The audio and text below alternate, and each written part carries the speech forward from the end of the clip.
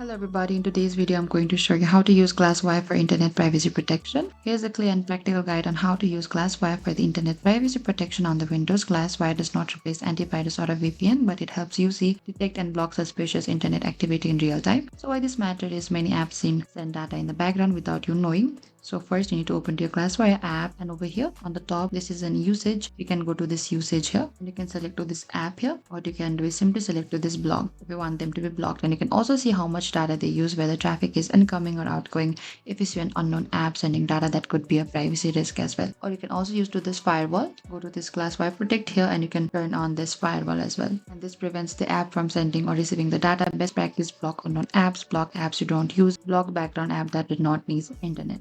And using GlassWire for privacy protection means monitoring internet activity, blocking suspicious app, enabling security alerts, watching remote connection, detecting unknown devices. And it gives you visibility and control, which are essential for the internet privacy. Thank you for watching this video. Don't forget to like, share and subscribe. And if you have any queries or confusion, please comment down below and we will reach out to you very soon.